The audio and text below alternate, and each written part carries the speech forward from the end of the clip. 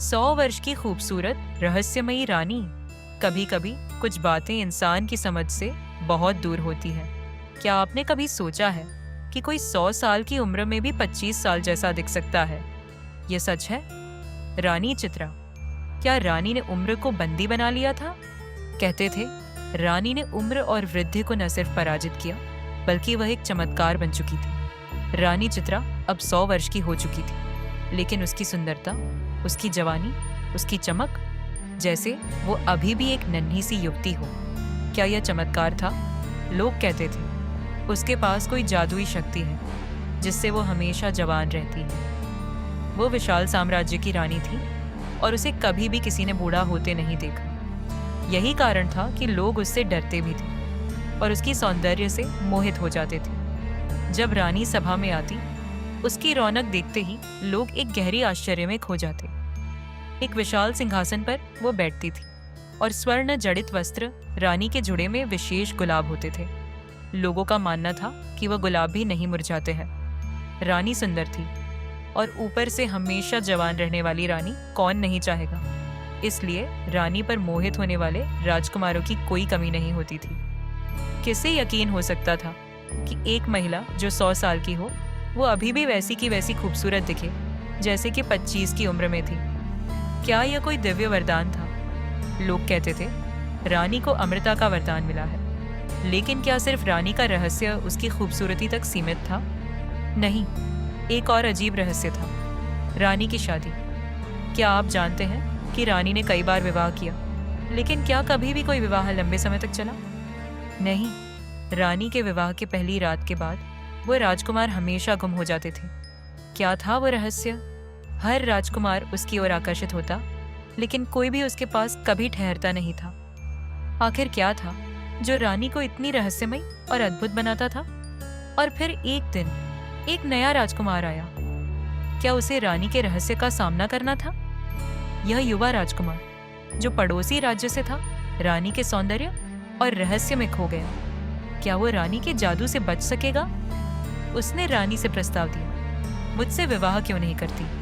मैं जानता हूं कि आपके पास कोई अद्भुत शक्ति है। रानी ने हंसते हुए पूछा, क्या तुम्हें नहीं पता राजकुमार, कई लोग मेरे साथ विवाह करने आते हैं, लेकिन पहली रात के बाद वो हमेशा गायब हो जाते हैं। तुम क्या ऐसा नहीं करोगे?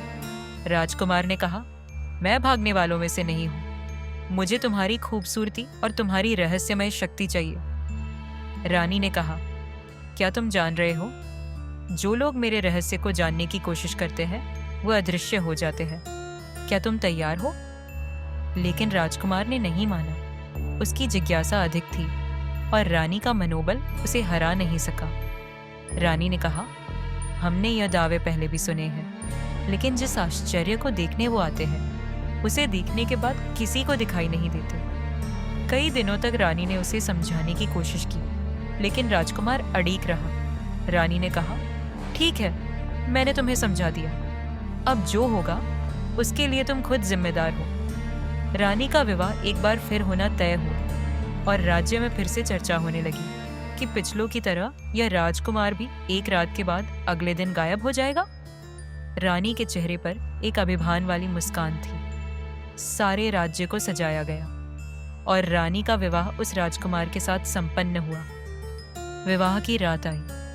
रानी के कक्ष में कई रहस्य छुपे थे, लेकिन राजकुमार तैयार था। क्या यह वही रात थी जब राजकुमार रानी के रहस्य से रूबरू होने वाला था? रानी का कक्ष विशेष रूप से सजाया गया। रानी ने कक्ष में कदम रखा और राजकुमार को उसने देखा। क्या वह अपने मन में कुछ दूसरी बातें सोच रहा था? उसे कुछ अजीब चीजें नजर आईं। उसे कक्ष के भीतर एक पिंजरा दिखाई दिया जिसका दरवाजा खुला था। रानी बिस्तर पर बैठी थी। राजकुमार पहले से ही सतर्क था। उसे पता था कि रानी के कक्ष में कुछ भी हो सकता है, इसलिए उसे जागे रहना है। रानी ने कहा, इतना डर क्यों? क्या तुमने कभी अपनी आंखों से यह सुंदरता देखी है? और फिर रानी ने गुलाब के फूल निकालने की कोशिश की। क्या था इन गुलाबों में जो इतना रहस्यमय था? रानी खड़ी होकर राजकुमार के पास आ गई। रानी उसे पिंजरे के मुंह के पास ले आई। राजकुमार ने एक गुलाब निकाल लिया और तुरंत ही रानी की चमक फीकी हो गई। क्या हुआ? क्या ये उसके वृद्ध होने का संकेत था? रानी डर गई और तुरंत ही राजकुमार का हाथ पकड़ लिया। रानी को डरते देख राजकुमार रुका, फिर सोचा, हो ना हो इसमें ही कुछ राज है। राजकुमार बोला, यह तो तुम्हारी आयु का रहस्य है। अगर सारे गुलाब निकाल दिए तो तुम बूढ़ी हो जाओगी, लेकिन मुझे बताओ ये गुलाब तुम्हें कहाँ से मिले?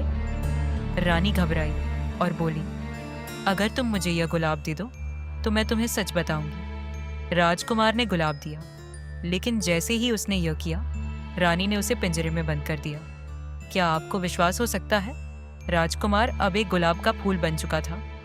रानी हंसते हुए बोली, लें देख लें, तेरे जैसे कितने मैंने गुलाब बनाकर अपने जुड़े में लगा लिए, और उनकी आयु भी मुझे मिलने से मैं अभी तक जवान हूँ। क्या तुम समझे? ये वही है जो मुझे जवान बनाए रखते हैं। फिर रानी ने पिंजरे से गुलाब उठाया और उसे अपने जुड़े में लगा लिया। यह था रानी का रहस्य। रानी फिर अगली सुबह रानी सभा में आई और इस बार एक नया गुलाब जुड़ा था। लेकिन क्या हुआ उस राजकुमार का? वह कभी नहीं दिखा।